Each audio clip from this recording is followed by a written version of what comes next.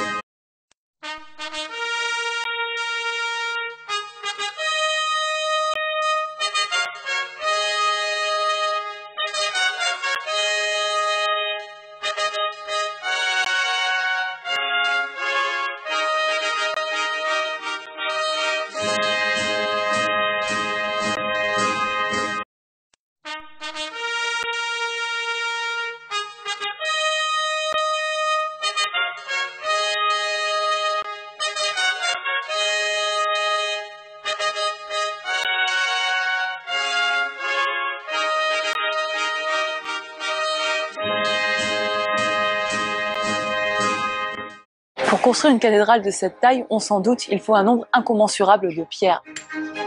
Le choix des carrières est déterminant pour la rapidité du chantier et surtout le coût du chantier. Plus la carrière est lointaine, plus on va mettre de temps et plus ça va coûter cher. Mais il existe peut-être une autre explication au choix de ces emplacements. Une explication plus mystérieuse, plus secrète. Pour la découvrir, il nous faut remonter beaucoup plus loin dans le temps, dès le IVe siècle de notre ère.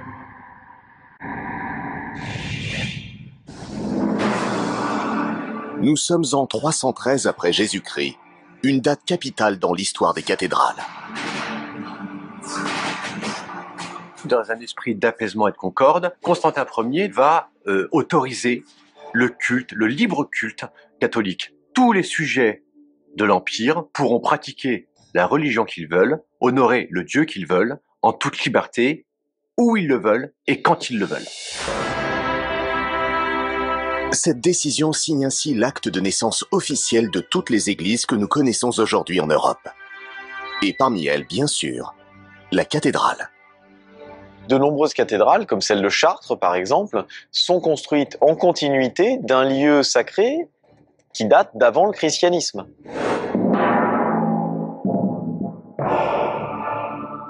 Notre-Dame de Chartres est emblématique de cette christianisation des lieux de culte païens. Ce phénomène est d'abord le fruit d'un raisonnement pragmatique. Pour réussir son implantation et durer, le christianisme doit effacer les traces des précédentes religions. Il y a le désir de convertir l'ancien monde, de transformer les anciennes énergies en énergies nouvelles.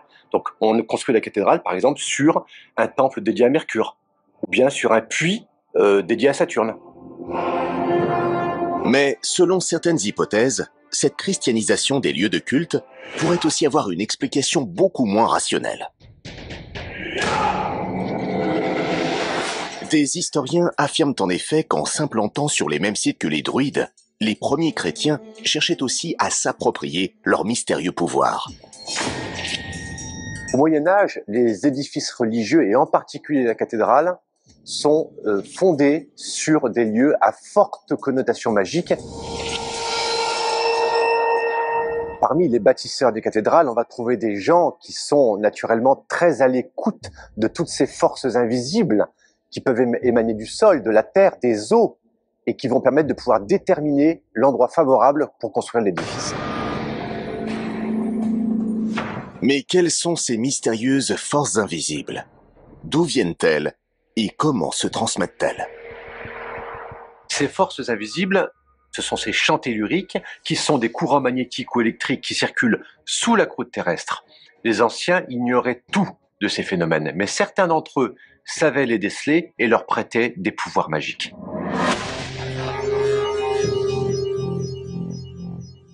L'existence de ces champs magnétiques a été prouvée scientifiquement à la fin du 19e siècle. Comme n'importe quel courant électrique, ils ont une réelle influence sur notre métabolisme. Le magnétisme peut influencer les mentalités, peut influencer l'humeur. Donc à partir de là, on peut donner une définition très simple de l'énergie tellurique comme étant une énergie invisible capable de modifier ou d'influencer le comportement des gens. S'ils étaient incapables de l'expliquer rationnellement, les anciens savaient donc repérer ces lieux qui influençaient le métabolisme de la population. D'où la volonté des premiers prêtres païens de bâtir leur temple à ces endroits précis, considérés comme magiques. Toutes ces forces telluriques vont permettre aux fidèles de pouvoir s'élever vers Dieu, avec naturellement l'aide de toutes les forces de la nature. Au IVe siècle, lorsque la religion chrétienne s'étend dans tout le pays, les premiers prêtres ont bien sûr entendu parler des propriétés extraordinaires de ces temples païens qui nourrissent la spiritualité des fidèles. Ils ont bien l'intention d'en bénéficier à leur tour pour favoriser l'expansion rapide de leur nouvelle religion. On a construit les cathédrales, les églises les unes sur les autres parce que le lieu qui était choisi était dépositaire à la fois d'une histoire liée à la construction d'un temple ancien païen, en même temps d'une énergie tellurique avérée sur le lieu. Donc plutôt que d'aller construire à côté, là où finalement on ne trouvait rien, il était naturellement impératif de construire le nouvel édifice sur cette base-là. Cette croyance est à l'origine du halo de mystère qui entoure aujourd'hui encore la construction de nos plus beaux chefs-d'œuvre gothiques.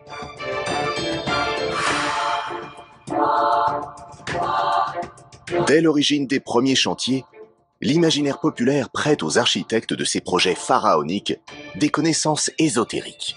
Autrement dit, un savoir secret réservé à un petit cercle d'initiés qui seul peut le décoder.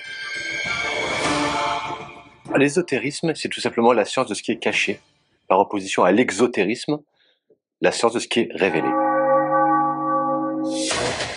Ce savoir secret est capital pour les chrétiens, qui lui dédient un espace mystérieux par excellence dans chacune de leurs cathédrales.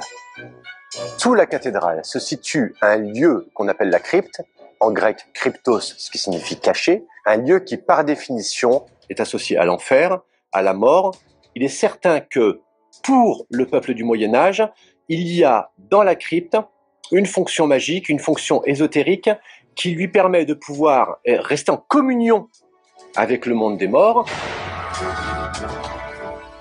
Si la crypte est associée à la mort, c'est parce qu'elle évoque le tombeau du Christ, la grotte dans laquelle son corps fut déposé après sa crucifixion par les Romains. Mais c'est aussi dans ce tombeau qu'il a ressuscité 3 jours plus tard. Pour les chrétiens, la crypte est donc un lieu de passage énigmatique, une passerelle occulte entre le monde des vivants et celui des morts. Il y a dans ce lieu souterrain tous les éléments qui permettent aux prêtres, aux chrétiens, de pouvoir prendre conscience de la mort et en même temps de se préparer spirituellement à ce voyage initiatique qu'est le voyage vers l'au-delà. À Chartres, la cathédrale possède une crypte aux dimensions extraordinaires, l'une des plus grandes au monde après celle de Saint-Pierre de Rome.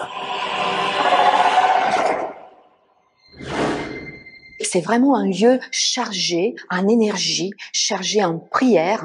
On est vraiment dans le lieu le plus sacré de la cathédrale. Cette crypte hors du commun mesure 200 mètres de long. Ces 2 galeries desservent 7 chapelles. Et elle n'a pas fini de révéler tous ses secrets. La dernière découverte est même assez récente. Pendant longtemps, à Chartres, on a cru qu'il y avait une seule crypte.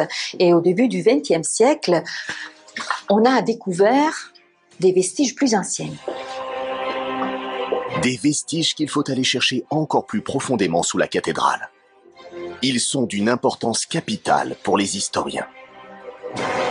Ces vestiges nous permettent de comprendre comment sont construites les cathédrales.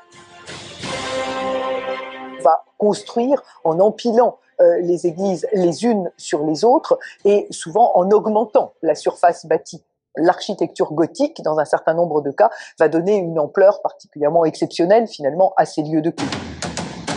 En l'occurrence, on sait désormais que pas moins de 5 cathédrales se sont succédées ici. La première, de taille modeste, fut construite dès l'an 350.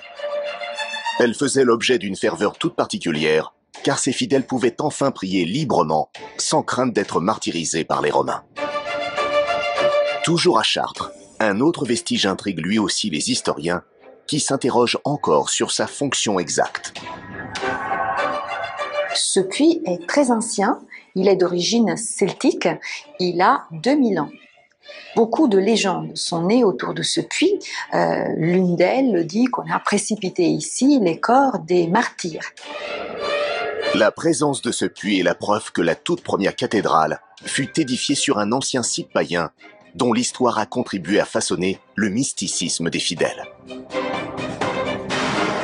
La crypte de Chartres n'est pas la seule qui nous permette de remonter le temps jusqu'aux origines de la chrétienté.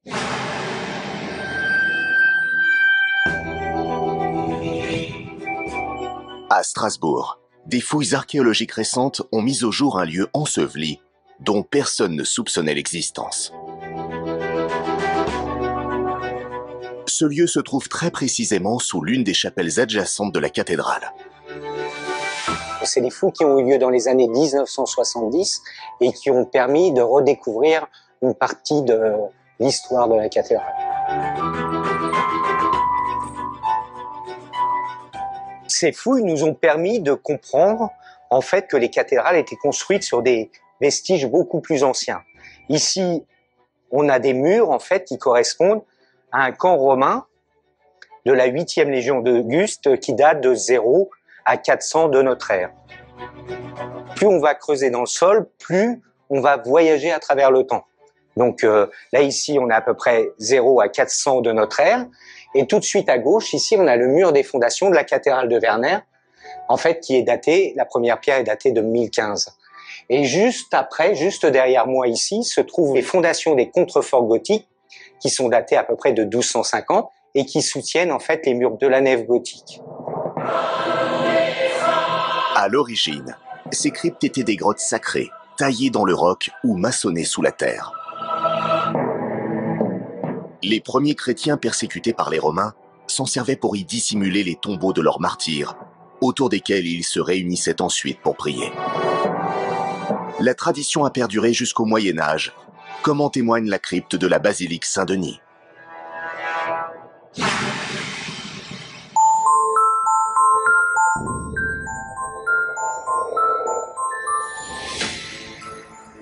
Saint-Denis fait référence à ce saint missionnaire chrétien du IIIe siècle, martyrisé par les Romains. On lui aurait coupé la tête sur la butte Montmartre et il serait venu avec sa tête dans ses mains, conduit par un ange et une lumière céleste, jusqu'ici, à cet endroit où on a construit par la suite une première église au IVe siècle qui a donné lieu ensuite à l'enterrement des rois et des reines de France.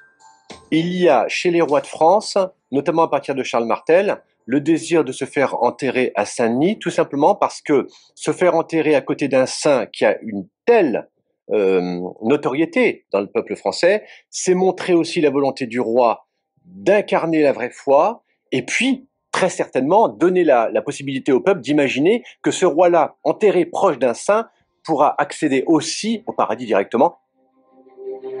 Parce qu'on la croyait chargée d'énergie mystérieuse attestant de la présence de Dieu, la crypte était naturellement le meilleur endroit où leur offrir la garantie d'un repos éternel.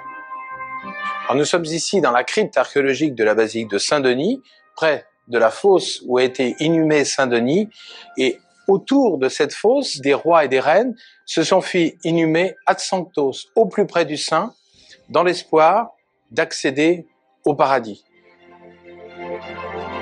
Au fil des siècles, tous les Capétiens, soit 42 rois, 32 reines, 60 princes et princesses, ainsi qu'une dizaine de serviteurs de la monarchie, trouveront le repos éternel ici. Lorsque la crypte sera pleine, la tradition se perpétuera dans l'imposante nécropole qui la surplombe, à l'intérieur même de la basilique. La destinée de Saint-Denis était de rassembler toutes ces familles royales pour manifester de façon concrète la continuité de la royauté en France. Quand on visite encore aujourd'hui cette abbatiale, on en a la démonstration évidente avec tous les gisants qui récapitulent des siècles d'histoire. Ce mysticisme qui imprègne les fondations même des premières cathédrales est indissociable de leur construction. Une construction à l'origine d'une étonnante légende. Un mythe tenace, selon lequel la franc-maçonnerie serait née au début de l'âge d'or des cathédrales dès le XIe siècle. Si l'on en croit cette hypothèse, les francs-maçons seraient même les véritables architectes de tous les plus grands chefs-d'œuvre de l'art gothique. C'est une hypothèse tout à fait étonnante parce que, en fait, la première loge maçonnique au sens moderne du terme ne naît qu'en 1717 à Londres. Mais si la franc-maçonnerie est bien née au XVIIIe siècle, pourquoi Erwin von Steinbach, l'un des principaux maîtres d'œuvre de la cathédrale de Strasbourg, est-il parfois présenté comme l'un des pères de la franc-maçonnerie? Qui étaient les premiers francs-maçons? Ont-ils vraiment construit les cathédrales? Pour percer cette énigme, il faut remonter au premier chantier des monuments, dès le XIe siècle. À l'époque de la construction des cathédrales, les maçons travaillent dans des loges qui sont ni plus ni moins que des espaces qui étaient aménagés dans le chantier, des espaces fermés dans lesquels ils pouvaient transmettre leur savoir et travailler sur le chantier à l'abri des regards. Il y a la volonté de ne pas montrer à ceux qui ne sont pas membres de la corporation, de la confrérie, un certain nombre de clés de savoir, parce qu'il est extrêmement préjudiciable que des secrets ou des astuces, des tours de main soient captés.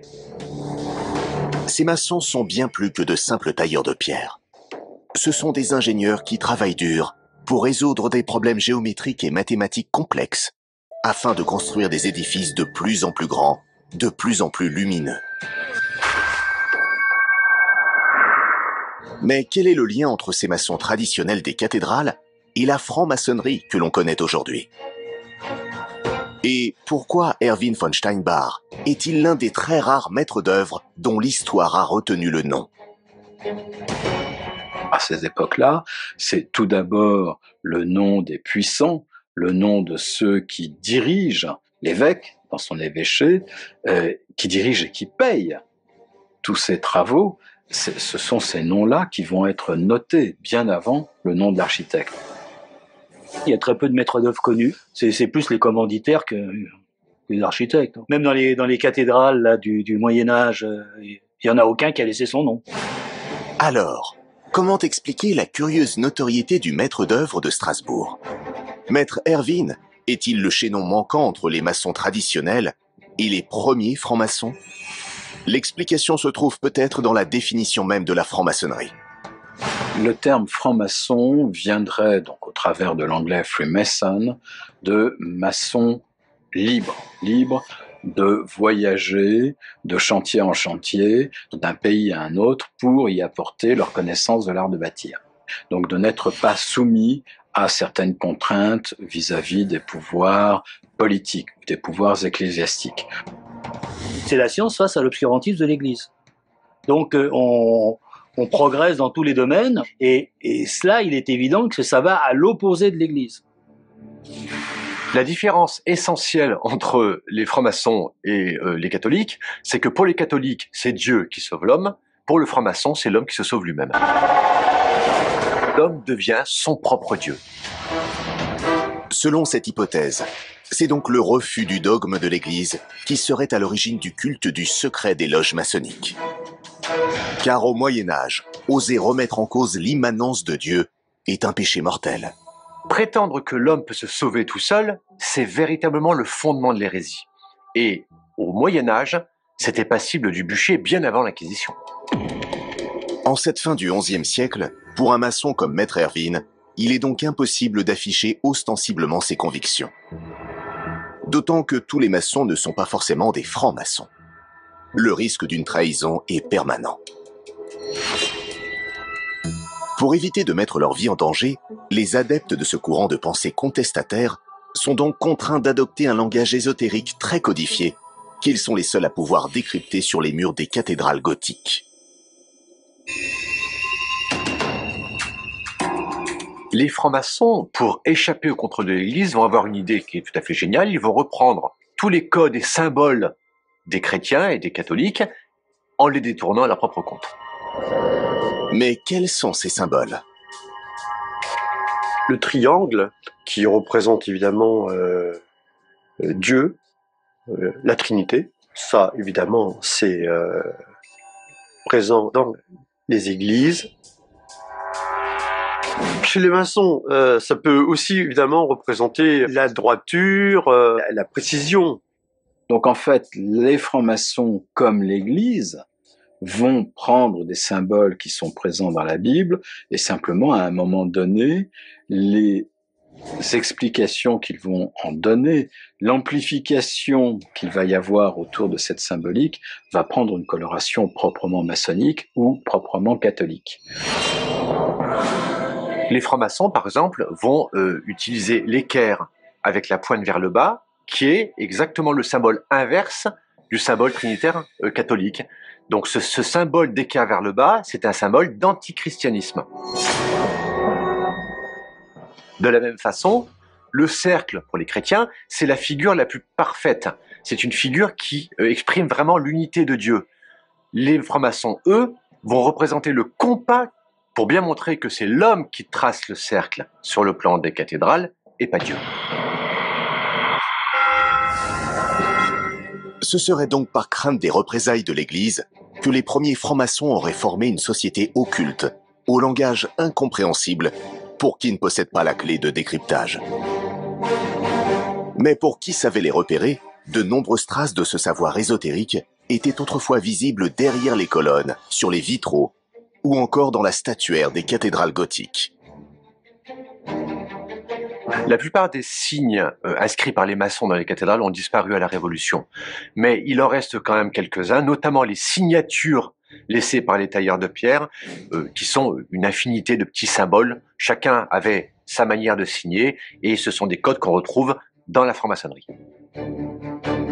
Ces fameuses signatures des tailleurs de pierre seraient donc autant de preuves que la franc-maçonnerie est bel et bien née dès le XIe siècle, et qu'elle se serait développée tout au long de l'âge d'or des cathédrales.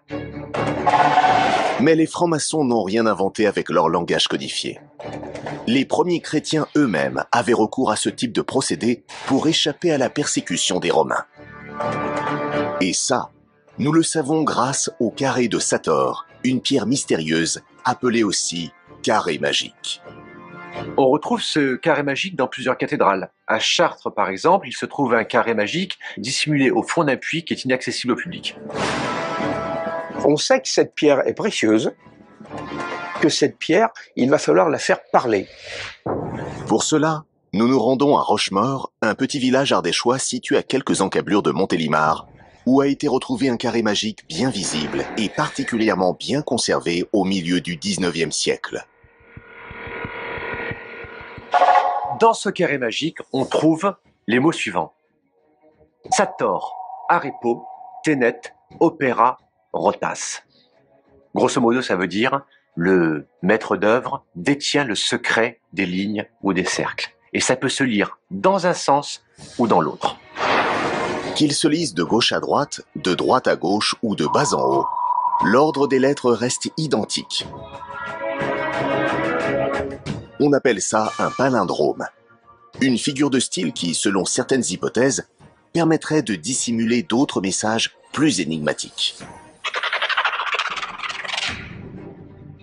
Si on mélange les lettres, on a aussi Paternoster, qui est le début du Notre Père chrétien, et les lettres A et O qui reviennent deux fois, A et O étant l'alpha et l'oméga, le symbole du Dieu catholique.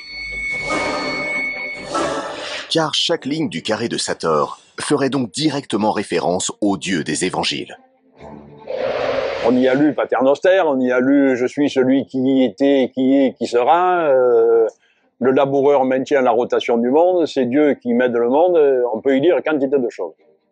C'était en fait un carré magique qui servait de symbole chrétien caché, occulte. C'est-à-dire que pour ne pas montrer le symbole de la croix, il y avait ce carré Sator dans lequel donc le mot Ténet dessine justement une croix avec ses 4 T, le Tau étant donc un des symboles de la croix.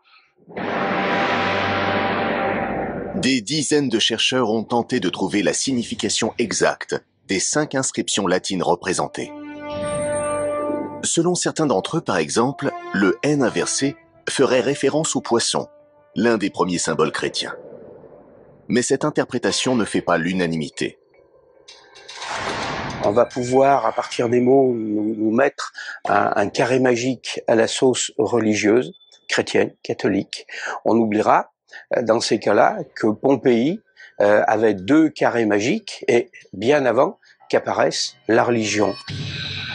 Si ce carré magique caché dans certaines cathédrales intrigue autant les archéologues et les historiens, c'est parce que personne à ce jour n'a réussi à casser le code secret qui permettra de le décrypter.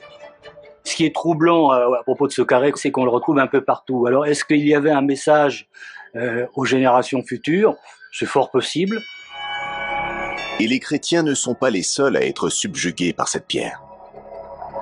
Une autre corporation très mystérieuse s'en est aussi beaucoup inspirée. Cette corporation, c'est celle des alchimistes. Le carré magique a toujours eu une connotation ésotérique. On disait que ça empêchait les femmes de faire des fausses couches, par exemple, ou que ça donnait des pouvoirs extraordinaires. Les portes vont s'ouvrir grand pour aller dans le domaine du fantastique, de l'imaginaire. On va pouvoir fantasmer là-dessus. Au Moyen-Âge, les alchimistes ont l'ambition de découvrir l'un des secrets les plus convoités de l'humanité. Une formule qui permettrait de changer le plomb en or. L'énigmatique carré de Sator aurait-il joué un rôle dans cette quête? Les alchimistes s'en seraient inspirés pour avoir une protection pratiquement magique. Le carré de Sator était un talisman, un pentacle, leur permettant, comme une prière, de pouvoir réaliser la pierre philosophale. Tout ce qui était mystérieux a pu inspirer les alchimistes, puisqu'ils étaient en permanence dans la culture du cryptage de leurs recherches. Le carré Sator a pu être utilisé à certains moments pour signifier la difficulté de l'œuvre alchimique. Pour transformer le plomb en or, les alchimistes multiplient les expériences un peu partout dans le royaume de France. Ils expérimentent, testent et travaillent la matière sans relâche. Ça les faisait vraiment fantasmer, cette histoire de transformer le plomb en or. Ne sachant pas quelle matière était à l'origine de la pierre philosophale, ils ont travaillé sur toutes les matières possibles, imaginables. Donc, au fur et à mesure, ils découvraient la composition de ces matières. Les expériences alchimistes auraient donc contribué à améliorer les connaissances en physique et en chimie. Autant de découvertes scientifiques qui se seraient ensuite révélées très utiles à la conception des cathédrales. On raconte même que les alchimistes auraient participé activement à leur construction. Mais qu'en est-il réellement? Ils ont travaillé sur les couleurs des vitraux. Donc, on dit souvent que les rouges et les bleus de Chartres seraient l'œuvre d'alchimistes. Les maîtres verriers, nécessairement, s'occupaient de chimie. La chimie des couleurs leur était connue. Nécessairement, aussi, ces maîtres verriers ont fait des recherches pour trouver le plus beau bleu, pour trouver le plus beau rouge. Donc il est probable que ces maîtres verriers pratiquaient une forme d'alchimie. Si les vitraux de la cathédrale de Chartres doivent leur fantastique couleur au travail des alchimistes, celle de Notre-Dame de Paris serait-elle aussi imprégnée de leur savoir? Notre-Dame de Paris, c'est le vaisseau mère de l'alchimie. Notre-Dame reste un des endroits particuliers pour les alchimistes. Dès le Moyen-Âge, L'évêque Guillaume de Paris, qui était à l'origine de ces décors, était un alchimiste. Et il avait donc sans doute laissé là quelques symboles pouvant intéresser le grand art. Notre-Dame de Paris, c'est un endroit qui va attirer les alchimistes. On le sait, dès le XVIe siècle, ils se réunissent là pour discuter, se retrouver ensemble. Et puis, il va y avoir un certain nombre d'ouvrages d'alchimistes qui vont détailler certaines sculptures en leur donnant des explications alchimiques très précises. Sur le portail central, ces 24 médaillons qui représentent des scènes religieuses auraient en fait un double sens, biblique pour les chrétiens et ésotérique pour les alchimistes. Les murs de Notre-Dame de Paris seraient donc une sorte de livre de pierre à plusieurs niveaux de lecture. Bien sûr, ce livre, il se décode à deux niveaux. Il y a le niveau, je dirais, du livre ouvert, c'est-à-dire le livre religieux, comme il se doit, parce que c'est quand même un monument aussi pour pratiquer la religion. Par contre, il y a aussi une seconde lecture à un niveau, à un autre degré, c'est-à-dire ce que moi j'appellerais le livre fermé, le livre ésotérique. Et donc, on décode toujours les écrits bibliques, mais à un niveau alchimique. Une cathédrale est là pour sauver les hommes, et en plus, on y mettait des symboles alchimiques, presque comme une prière, en disant, vous voyez, si vous réussissez à trouver le mystère de l'alchimie, comme pour une prière, vous réussirez peut-être aussi à sauver votre âme de cette façon. Vous avez par exemple sur la porte centrale, la porte du Christ, des médaillons de chaque côté de l'entrée qui représentent les vices et les vertus. Mais les alchimistes ont dit, voilà, il y a un autre niveau de lecture. Ici, chaque symbole aurait donc un sens caché. Cet oiseau, par exemple, symboliserait la première étape que les alchimistes doivent entreprendre pour trouver la pierre philosophale. À l'image de Notre-Dame de Paris, toutes les cathédrales gothiques de France seraient ainsi de gigantesques traités d'alchimie gravés dans la pierre. En réalité, cette fascination des francs-maçons et des alchimistes pour les cathédrales s'inscrit dans une tradition du secret initiée par les chrétiens eux-mêmes. Car pour élaborer les plans de leur cathédrale gothique, les premiers maîtres d'œuvre se sont directement inspirés d'une église fantasmée, un chef-d'œuvre décrit dans la Bible que Dieu lui-même aurait dessiné. L'Apocalypse de Saint Jean va énormément alimenter l'imaginaire des bâtisseurs de cathédrales. On va trouver énormément de chiffres, de mesures qui correspondent exactement à ce qu'on trouve dans la Jérusalem céleste de l'Apocalypse. L'un des modèles de la construction, c'est la Jérusalem céleste, qui descend du ciel dans toute sa perfection et qui s'implante sur la terre. Cette Jérusalem céleste a obsédé tous les concepteurs de cathédrales gothiques qui voulaient la reproduire fidèlement sur terre. C'est elle qui les a convaincus d'utiliser massivement la croisée d'ogives pour soulager les murs, afin de les remplacer par de luxueux vitraux qui inondent la nef d'une lumière féerique, inconnue jusque-là dans les églises romanes. Dans la Bible, la Jérusalem céleste, cette vision du paradis, est décrite comme une ville de joyaux, de pierres précieuses, et donc toutes ces couleurs chatoyantes vont reproduire l'image de cette cité merveilleuse, cette cité paradisiaque. Il y a quelque chose de l'ordre du désir, très profondément incarné dans la description des murs, dans la description de la lumière qui embrasse cet édifice. Et c'est pour cette raison que la Jérusalem céleste de l'Apocalypse va devenir le modèle par excellence de la cathédrale. Cette Jérusalem céleste de l'Apocalypse n'est pas qu'une allégorie. Les architectes du Moyen-Âge sont persuadés que les cotes très précises mentionnées dans le texte sacré sont la clé qui leur permettra de la réaliser. Encore faut-il pouvoir en décoder la symbolique quasi métaphysique. Il se trouve que dans l'Apocalypse, il y a de nombreux chiffres qui permettent d'évaluer la taille de cette Jérusalem céleste, qui constitue donc une mesure idéale. On va avoir le chiffre 40, qui est l'addition de 28 cycles lunaires et de 12 cycle solaire. Et ce chiffre 40, on le retrouve par exemple dans les 40 piliers de la cathédrale de Reims, ou bien dans la longueur du transept de Notre-Dame de Paris. Bien sûr, il est impossible de construire une cathédrale uniquement sur la base de quelques valeurs mentionnées dans l'Apocalypse de Saint Jean. On essaye malgré tout d'avoir un espace presque magique, presque, dirions au moins féerique, dématérialisé, pour montrer qu'on est déjà un petit peu dans l'au-delà, qu'on est dans le monde de l'Église, E majuscule, et puis tout à fait sur Terre. Paradoxalement, au Moyen-Âge, la manifestation la plus évidente de cette volonté de se tourner vers les cieux passe largement inaperçue aux yeux des fidèles. Et pour cause, on ne dispose pas à l'époque des moyens de survoler les édifices pour admirer leur structure identique, parfaitement visible depuis le ciel, en forme de croix. Comme un message adressé directement au Créateur, le seul à pouvoir l'apercevoir depuis son trône céleste. Le plan le plus commun pour les cathédrales, c'est ce qu'on appelle la croix latine, avec un chœur, un transept saillant, une nef avec une façade plus ou moins développée, qui permet à la cathédrale d'avoir la forme de la croix du Christ. Cette croix latine, plantée partout en Europe, comme autant de preuves d'un christianisme triomphant, est loin d'être la seule référence mystique des cathédrales.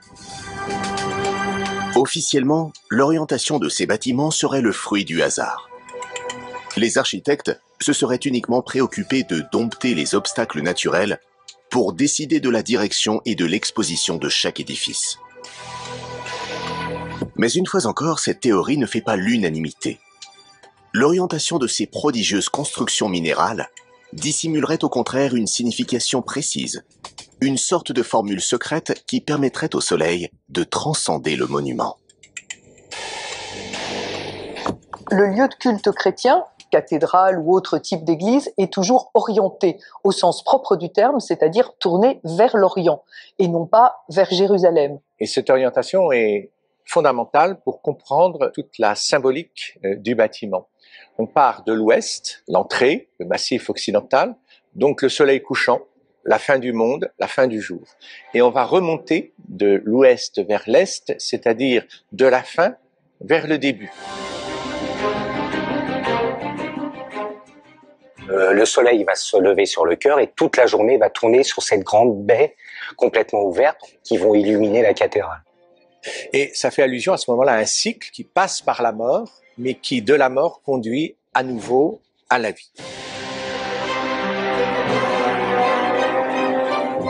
Et le matin, quand le soleil se lève, on célèbre la résurrection. Cette exposition d'est en ouest permet de magnifier les vitraux les plus importants situés à chaque extrémité du bâtiment. Notamment le plus remarquable d'entre eux, la splendide rosace. La façade, elle est éclairée par le soleil couchant et donc souvent on profite de cela pour mettre dans les programmes iconographiques un jugement dernier, un apocalypse qui justement va rougeoyer en quelque sorte avec le soleil couchant qui va évoquer la fin des temps.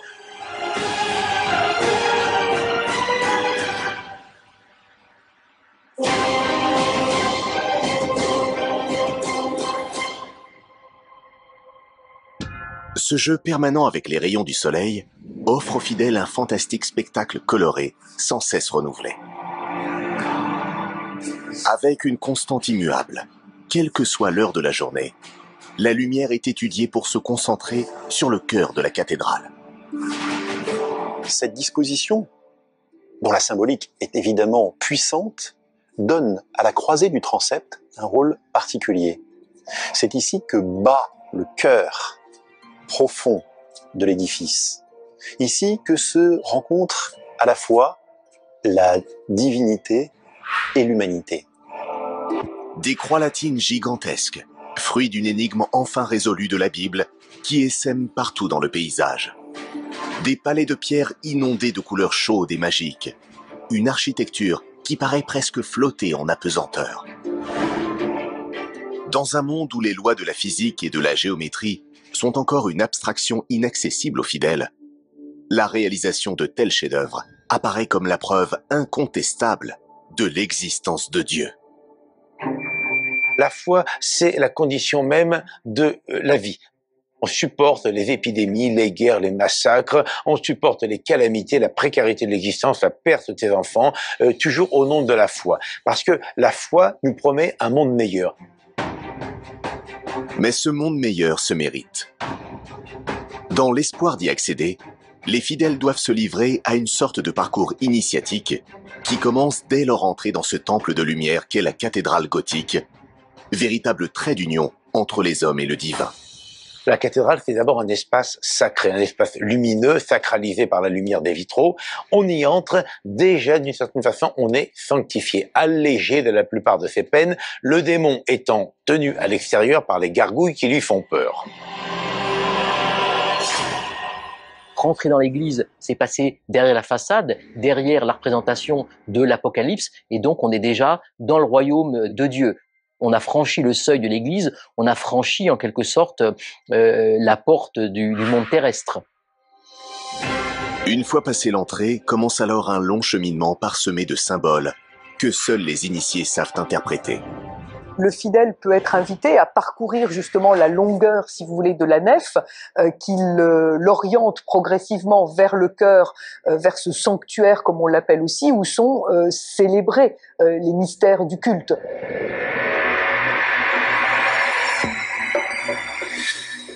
L'une des pièces maîtresses de ce parcours initiatique que chaque fidèle effectue en entrant dans la cathédrale, c'est bien sûr le labyrinthe dessiné sur le sol, directement inspiré de la mythologie païenne.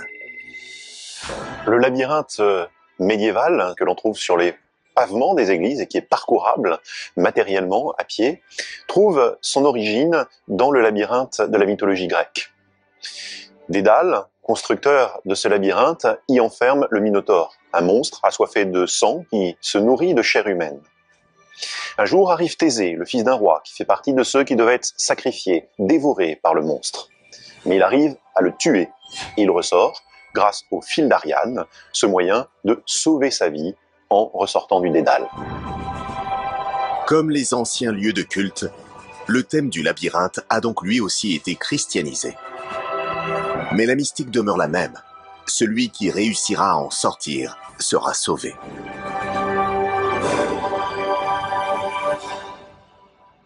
Les gens du Moyen-Âge connaissent très bien cette mythologie. Ils lui donnent des siècles plus tard un sens profond et purement chrétien. Le Minotaure, c'est Satan, mais surtout la mort, la disparition et le néant. Thésée, c'est désormais le Christ. Le Christ qui, au soir de Pâques, traverse l'ensemble de ces méandres compliqués, traverse les enfers, vient affronter et vaincre la mort et offre la vie éternelle à tous ceux qui ont attendu depuis la nuit des temps. Le labyrinthe de Chartres, situé à l'entrée de la nef, sous le portail gothique qui abrite la rosace, est l'un des plus grands jamais réalisés. Il se déploie sur plus de 261 mètres. Aujourd'hui, on continue à parcourir le labyrinthe, comme depuis des siècles. Les gens du Moyen-Âge le parcouraient comme un véritable outil de résurrection. Une façon de croire qu'au bout du chemin, il y a la Jérusalem céleste. Le lieu où Dieu accueille tous ceux qui veulent venir à lui. C'est pour cette raison que les fidèles du Moyen-Âge surnommaient ces labyrinthes les chemins de Jérusalem. Seules les cathédrales de Chartres et d'Amiens les ont conservées. Ailleurs, les chanoines ont fini par les détruire, exaspérés, dit-on, par les déambulations permanentes des croyants les plus fervents. Mais le succès de ces labyrinthes montre que la récupération des symboles et des mythes païens avait un effet démultiplicateur sur l'engouement des fidèles. Toutes ces merveilles nimbées de mystères impressionnent et attirent toujours plus de croyants dans les cathédrales. La révolution de l'art gothique n'est donc pas seulement esthétique. Sous l'impulsion des évêques qui ont besoin d'argent pour financer leurs travaux démentiels, la liturgie, c'est-à-dire la façon de célébrer l'office au cœur de la cathédrale, évolue sensiblement elle aussi. Avec l'avènement des grandes cathédrales gothiques, on assiste à une transformation, à un renouvellement complet de l'exercice cultuel. La messe devient un véritable spectacle. Elle devient une immense pièce de théâtre avec renouvellement du mobilier liturgique qui devient splendide. on met tout en scène à travers l'apparat des tenues liturgiques. On peut imaginer aussi les odeurs des parfums qu'on va répandre au fur et à mesure du déroulement de la cérémonie. Et puis la lumière qui vient de plusieurs sources. Un éclairage coloré par les vitraux, bien évidemment, et puis aussi la lumière artificielle de tous ces cierges qui sont mis en abondance et de plus en plus nombreux à chaque fois qu'on célèbre une fête importante. L'objectif est clair. Chaque fidèle doit être suffisamment impressionné pour adhérer sans poser de questions. Il doit suivre aveuglément le déroulement des offices que les moines ont pensés pour lui, dans son intérêt et pour la plus grande gloire de Dieu. Ce sont eux les initiés de ce nouveau temple gothique. Ce sont les moines qui donnent le ton de la prière. Les fidèles apprennent leur prière par cœur. C'est transmis par la tradition orale et c'est les chanoines qui leur apprennent. Et ils prient agenouillés par terre parce qu'il n'y a pas de chaise dans la cathédrale. D'ailleurs, les seuls qui ont le droit de s'asseoir, ce sont les chanoines. On voit tout autour de nous les stalles. Ce sont ces chaises qui permettent au groupe, au collège des chanoines, de s'installer et de suivre les offices de la journée. Ces stalles sont disposées face à face de chaque côté du chœur, de manière à ce que justement leurs occupants puissent se répondre dans une sorte de dialogue. La prière, c'est un dialogue. Un dialogue, oui, mais seulement entre initiés. Le profane, lui, doit rester à l'écart. Les moines prient pour l'ensemble de la société. La messe est célébrée dans des chœurs extrêmement clos. Les fidèles ne voient pas grand-chose. La plupart des cathédrales que nous pouvons admirer aujourd'hui n'ont pas conservé cette espèce de ligne de démarcation qui séparait autrefois la nef, remplie de fidèles, du chœur, réservé au clergé. Quand on entre aujourd'hui dans une cathédrale, le regard porte très très loin, jusqu'au chœur. Ce n'était absolument pas le cas au Moyen-Âge. À l'époque, un épais mur de bois ou de pierre, richement décoré et sculpté, scindait les cathédrales en deux. Alors ici, à Noyon, le chœur était clôturé, tout juste ici, par ce qu'on appelait un jubé. C'est en fait une clôture liturgique qui coupait la cathédrale en deux. Et donc l'endroit où nous sommes ici, le chœur, c'est l'endroit où les chanoines se retrouvaient et donc priaient. Donc l'ensemble était complètement coupé des fidèles qui étaient de l'autre côté. Noyon, superbe cathédrale de transition entre le roman et le gothique, a subi de terribles dégâts lors de la Révolution française de 1789, au cours de laquelle ses statues de pierre et son jubé ont été saccagés. Heureusement, ce dernier n'a pas disparu. Et grâce au travail méticuleux de médiévistes passionnés et d'experts en architecture du patrimoine, il est actuellement en pleine restauration, inaccessible au public. Ce jubé du XIVe siècle a été reconstitué ici. Alors on le voit, il est quand même très imposant et richement décoré. Et on a sur les deux côtés, on va se rapprocher ici, voilà, un ancien petit autel, donc côté occidental, côté fidèle, pour les petites messes ou les petits offices.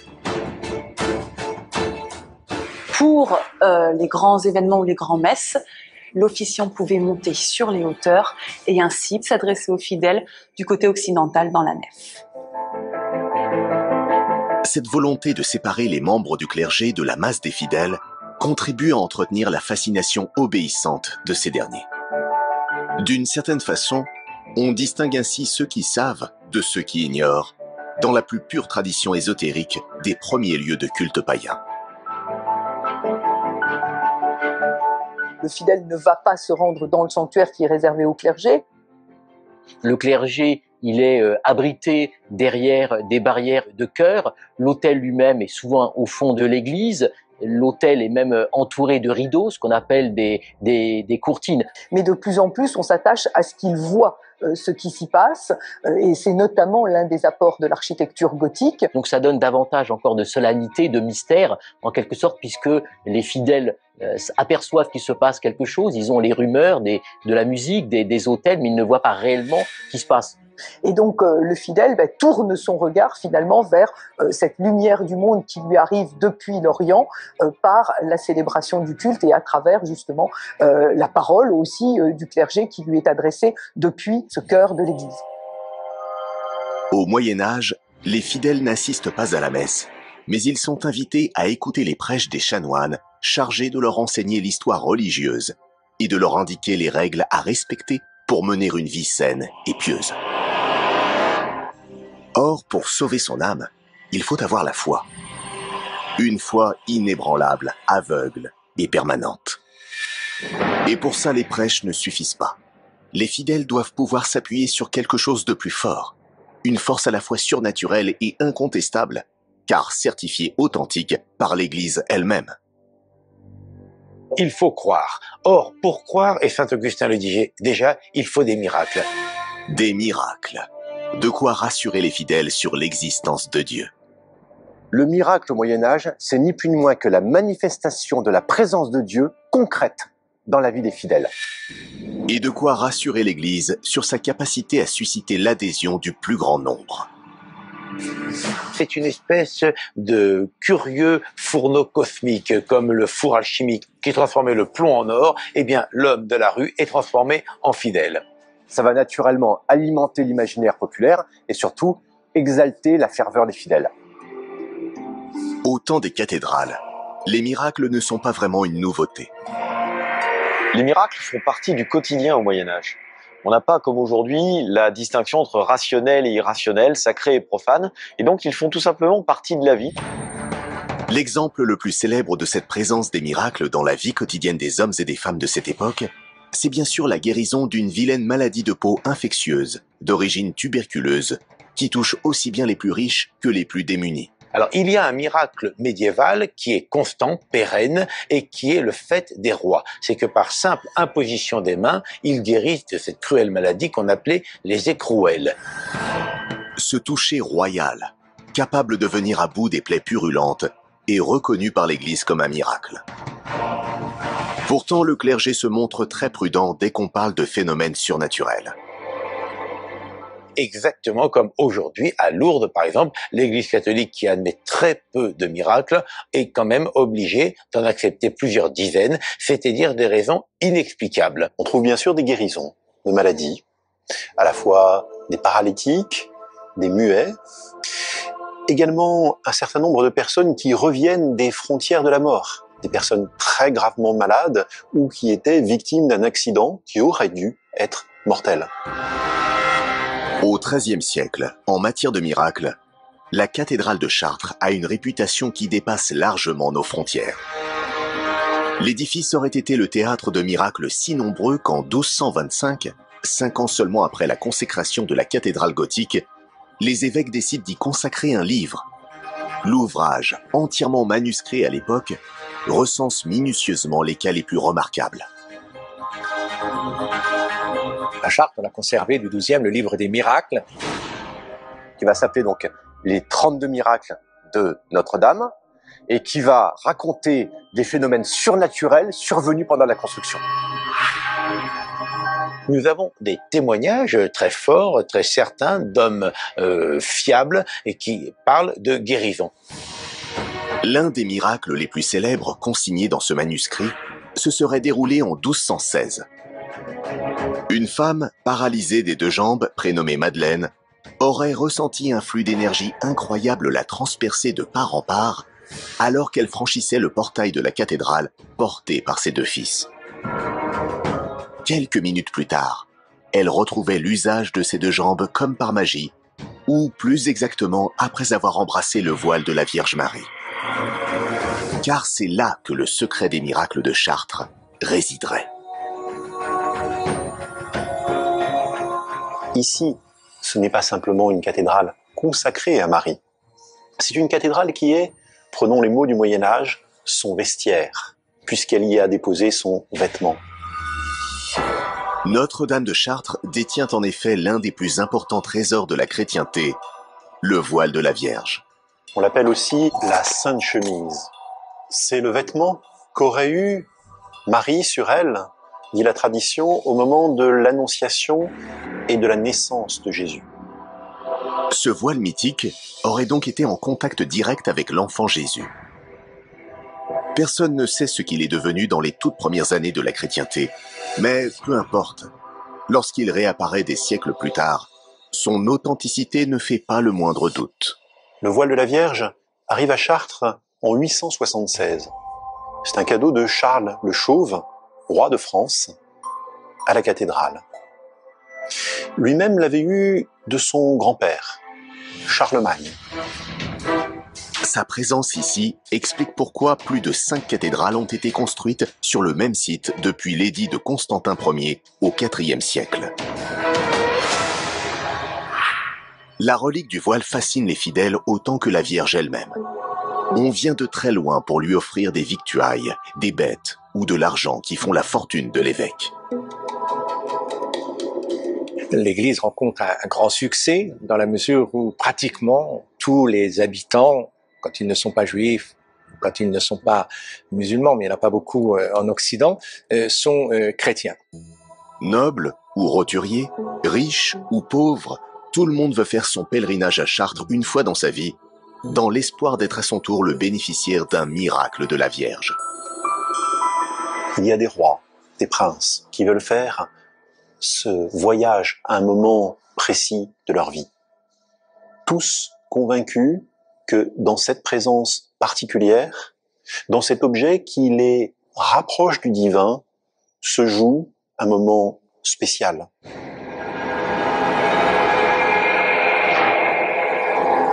Si tous les miracles de Chartres sont attribués à la Vierge Marie, tous ne sont pas le fruit d'un contact avec la relique du voile. Plusieurs faits inexplicables, qualifiés de surnaturels, se seraient produits à un endroit très précis de la cathédrale que l'on a fini par identifier. Cet endroit, c'est l'un des piliers de l'édifice. Ici, à Notre-Dame du Pilier, depuis des siècles, les gens viennent ici prier pour que Marie elle-même intercède auprès de son Fils. Ici, comme au Moyen-Âge, les gens expriment physiquement leur attention, leur dévotion envers Marie. Ils touchent le pilier, ils l'embrassent. Pilier ou voile de la Vierge, quoi qu'il en soit, les reliques seraient de véritables faiseuses de miracles. Comment expliquer ce pouvoir magique? Les fidèles sont persuadés que pour provoquer un miracle, il faut s'approcher au plus près de Dieu. Or, dans les cathédrales, au bout de la nef, ils peuvent espérer toucher le Créateur du doigt très concrètement par l'intermédiaire des saintes reliques. L'élan de foi de ce Moyen-Âge s'accompagne naturellement d'un culte immodéré des reliques. Une relique, c'est un objet qui a été au contact avec un saint ou bien un fragment du corps du saint. Et du coup, on va vénérer un os, un tibia, un crâne, une phalange qui vient d'un corps saint ou bien un vêtement qui a été en contact avec lui. Embrasser une relique, ce n'est pas tant embrasser un objet qu'embrasser le saint qui est derrière, lui qui est à côté du trône du Père Céleste. Et donc, espérer profondément que ce saint va vous introduire plus facilement à l'éternité. Les pèlerins d'une grande piété sont prêts à traverser toute la France pour les voir, et si possible les toucher. Leur raisonnement est simple. Si un saint peut faire des miracles, un fragment de son corps, de sa tunique, ou même un simple objet qu'il utilisait peut le faire aussi. L'évêque va en jouer de façon maximale. La relique a une double fonction. Elle est thaumaturge et tutélaire. Thaumaturge, elle fait des miracles, et puis elle est tutélaire, elle protège. Au point que pour construire une cathédrale, il faut une relique. Du côté des évêques bâtisseurs qui rêvent de cathédrales toujours plus hautes, toujours plus somptueuses, l'exploitation de ces reliques est la promesse de rentrées d'argent phénoménale. On va organiser des cérémonies autour des reliques pour susciter les dons. Car qui dit pèlerinage, dit offrande. Il faut pour cela mettre en valeur un saint puissant qui puisse être un intercesseur efficace. Les ressources générées par ces reliques sont si importantes que les évêques ont parfois la tentation d'en abuser. Il faut reconnaître effectivement qu'on va exploiter ces reliques d'une façon intensive et parfois un peu démesurée. Mais il existe bien d'autres formes de miracles, similaires à ceux que l'on retrouve dans la Bible. Apparition d'anges ou de saints, guérison inexpliquée, résurrection d'entre les morts. Ces phénomènes étranges, spectaculaires, remontent au premier temps de la chrétienté et sont présentés comme autant de preuves de l'existence de Dieu. N'oubliez pas que l'évangile, par exemple, est plein de miracles. Le premier qui est souriant, qui était mal, fait la transformation de l'eau en vin. D'une certaine façon, il faut que l'édifice qui abrite les reliques relève lui-même d'un miracle. Un miracle architectural, ostentatoire et stupéfiant. Mais dans une société encore largement analphabète, un tel ouvrage ne peut avoir qu'un écho restreint auprès d'un petit cercle de privilégiés. Pour s'adresser au plus grand nombre, il faut donc trouver un autre moyen de communication. Et un moyen qui est choisi, c'est celui de l'image.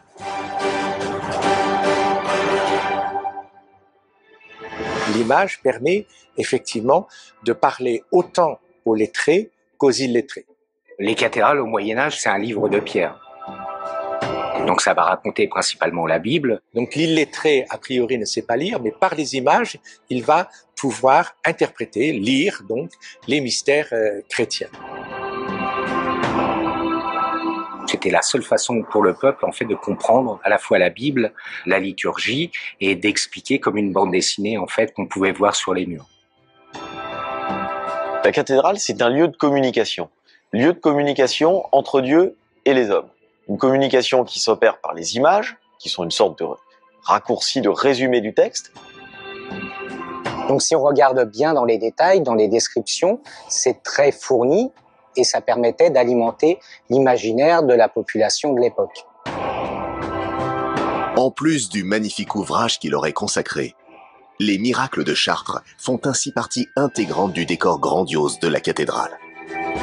Ils sont tous rassemblés sur un admirable panneau de verre coloré, connu sous le nom de vitrail des miracles. Ce vitrail des miracles de Notre-Dame essaye de mettre en scène un certain nombre de faits étonnants qui ont eu lieu dans les décennies qui ont précédé la construction de la cathédrale ou au cours du chantier. Ce vitrail est remarquable, car c'est l'un des tout premiers dans l'histoire des cathédrales à traiter du thème des miracles. À l'époque, une telle réalisation fascine les foules, non seulement par la nature de son message, un prodige qui prouve l'existence de Dieu, mais aussi par sa beauté époustouflante. En fait, l'émerveillement des fidèles provoqué par l'abondance de couleurs étincelantes commence même à l'extérieur de la cathédrale, sur le parvis. Car au Moyen-Âge, les façades des cathédrales ne ressemblent pas du tout à celles que nous connaissons aujourd'hui. Aujourd'hui, on voit ces cathédrales immaculées, toutes blanches, et on les imagine de la sorte au Moyen-Âge, alors qu'il n'en était rien en fait. À l'extérieur, toutes les statues étaient peintes.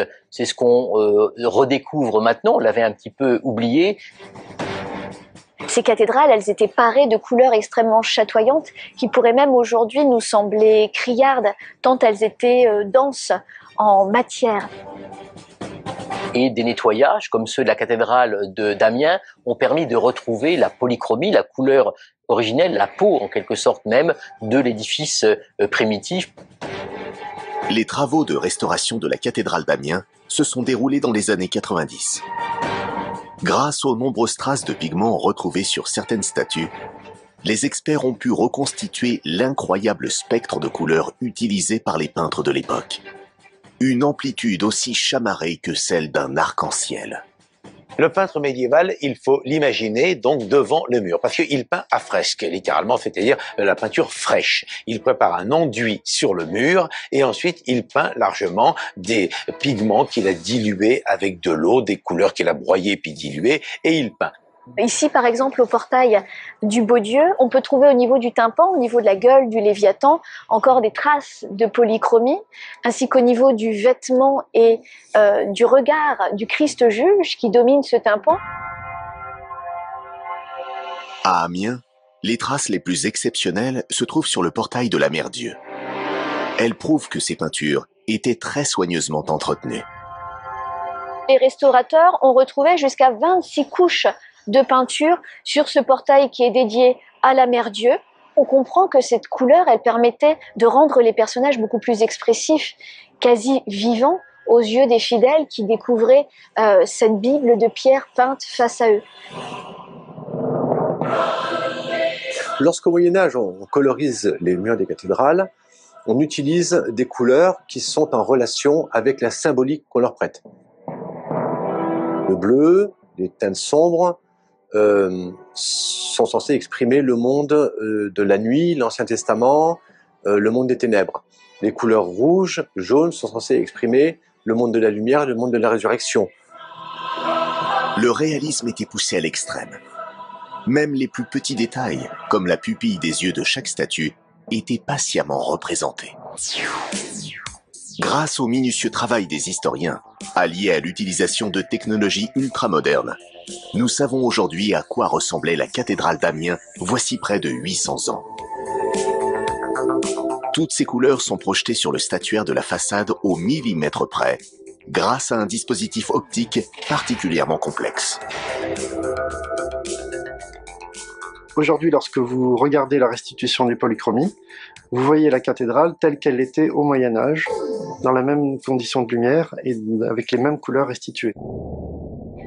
On a environ 50% des couleurs qui ont été retrouvées lors des restaurations, et il y a à peu près 50% restants qui ont été extrapolés à partir de documents d'époque. Dans un même soir, vous pouvez apprécier la cathédrale telle qu'elle l'était en 1220, mais aussi au XIVe, au XVe siècle, où les couleurs évoluaient, les couleurs ont même disparu, ont été repeintes en noir, en grisaille, jusqu'à complètement disparaître pour arriver à l'état actuel. Au Moyen-Âge, depuis la tunique d'un personnage jusqu'au détail de son regard, la couleur est donc partout sur les cathédrales. Une couleur forte, assumée, qui doit hypnotiser le fidèle en lui procurant une émotion incomparable. C'est le cas par exemple à Amiens, où le contraste est particulièrement fort avec les quartiers populaires. Il faut imaginer le choc des fidèles au Moyen-Âge lorsqu'ils arrivent face à cette cathédrale peinte, qui est la plus grande jamais construite au Moyen-Âge, qui avoisine les cieux. À Amiens, comme à Laon, Noyon, Paris ou encore Chartres, ce choc émotionnel et visuel provoqué par les cathédrales gothiques est une bénédiction pour le clergé. Il prédispose le fidèle à intégrer puis retenir facilement le message délivré par l'Église dans ses somptueux décors bariolés de couleurs. À l'époque, cette prouesse artistique fait la fierté des évêques, pour qui posséder la plus belle des cathédrales est une fin qui justifie tous les moyens, y compris les plus inhumains. On l'a oublié aujourd'hui, mais les cathédrales ont aussi été le théâtre de scènes vraiment macabres. L'une d'entre elles s'est déroulée au XIIIe siècle à Beauvais. Ce matin-là, un détenu est sorti de son cachot sous bonne escorte. Qui est-il? Qu'a-t-il fait? Et pourquoi l'emmène-t-on vers la cathédrale? Certaines situations sur les chantiers sont particulièrement périlleuses. Lorsque, par exemple, un effondrement se produit à cause d'un coup de vent et qu'il reste des maçonneries qui risquent de s'écrouler, eh bien là, c'est une tâche, effectivement, qui est cruciale et en même temps que, sans doute, pas grand monde ne veut faire. Donc on demande à un des prisonniers, qui est dans les cachots de l'évêque, s'il veut bien gagner sa liberté en faisant tomber les vestiges pour pouvoir engager la reconstruction. Et s'il échoue dans sa tâche et qu'il y laisse la vie, après tout, c'est pas les condamnés qui manquent au Moyen-Âge. C'est exactement ce qui se produit en 1284, juste après l'effondrement de la cathédrale de Beauvais. Ce détenu, c'est un dénommé Balbert, condamné à 12 ans de bagne pour le meurtre d'un paysan. Il vient d'être désigné pour escalader l'édifice jusqu'au clocher afin de le débarrasser des moellons restés en suspension. Ici, tout s'effondre. La voûte centrale et toutes les voûtes périphériques. Par contre, le reste est encore en place. Donc c'est bien un effondrement vertical qui se produit. Il reste quelques éléments qui menacent de tomber. Donc évidemment, c'est très risqué. Balbert est sommé par les chanoines de se hisser au sommet de la cathédrale, sous le regard à la fois horrifié et captivé de la foule, qui ne voudrait manquer ce spectacle pour rien au monde. À cet endroit, les rafales de vent sont redoutables. Ce sont elles d'ailleurs qui sont responsables de l'effondrement de la cathédrale. Ici, on voit bien en fait la forme très plate en forme de voile, un voile de pierre qui faisait face au vent et qui a causé probablement l'effondrement de 1284. Il y avait donc cette forte prise au vent et qui a pu mettre en vibration le haut de la pile et décrocher en fait un des arcs-boutants. Ce matin d'hiver 1284, Balbert parvient à dominer sa peur du vide pour dégager le plus gros des débris. Alors que sa mission est sur le point de s'achever, c'est la chute. Balbert s'écrase plusieurs mètres plus bas sur la toiture du transept. Cette histoire tragique n'est pas un cas isolé. Comme Balbert, des centaines de détenus ont trouvé la mort au cours d'opérations suicides, transformées en spectacles lugubres pour construire ou réparer les cathédrales gothiques. Des spectacles indignes, dont l'Église aurait sans doute aimé ne laisser aucune trace. Malheureusement, les recherches des historiens confirment sans le moindre doute la réalité de ces pratiques au Moyen-Âge. Mais pour bien d'autres légendes liées à ces édifices, comme l'intervention supposée des francs-maçons ou des alchimistes, le mystère reste entier. La preuve, s'il en était besoin, que ces fantastiques vaisseaux de pierre et de verre sont encore loin d'avoir livré tous leurs secrets.